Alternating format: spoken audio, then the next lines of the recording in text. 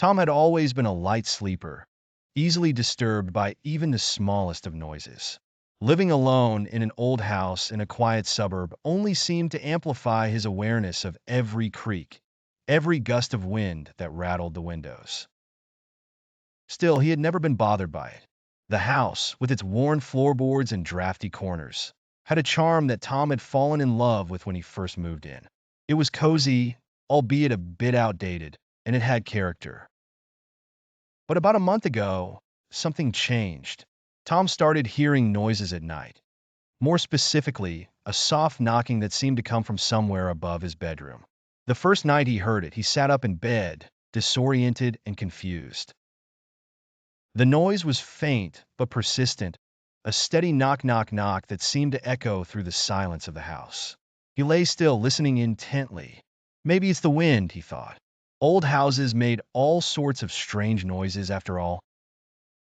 But as the nights went on, the knocking continued, always around the same time, always coming from the same spot, directly above his bedroom ceiling.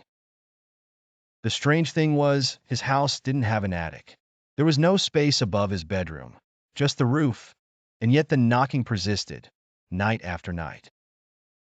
Tom tried to ignore it, telling himself it was just the house settling or perhaps a bird pecking at the roof. But deep down, he knew something wasn't right. One particularly cold and windy night, Tom was lying in bed, wide awake, waiting for the sound he had come to expect.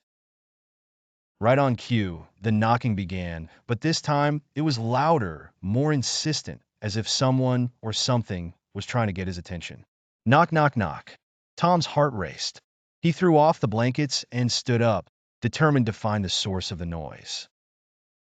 He grabbed a flashlight from his bedside table and made his way out of the bedroom, the beam of light cutting through the darkness as he climbed the stairs to the second floor. The knocking grew louder as he approached the landing, and his skin prickled with unease. When he reached the top of the stairs, he stopped dead in his tracks. There, at the far end of the hallway, was a door that hadn't been there before. It was old, made of heavy, weathered wood, with a large, rusty metal handle. The wood was cracked and splintered, and the door looked as though it hadn't been opened in decades. Tom's heart pounded in his chest as he stared at it, trying to make sense of what he was seeing. He had lived in this house for over a year, and there had never been a door at the top of the stairs. He was sure of it. The knocking had stopped the moment he saw the door, and now the house was eerily silent. Tom approached the door slowly, his flashlight trembling in his hand.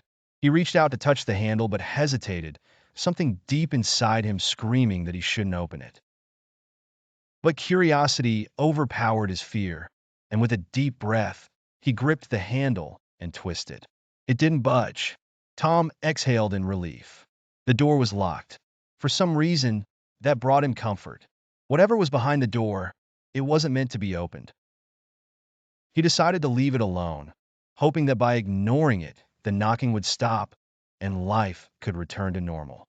But over the next few nights, the knocking returned, louder and more persistent than before. It seemed angry now, as if something on the other side of that door was growing impatient.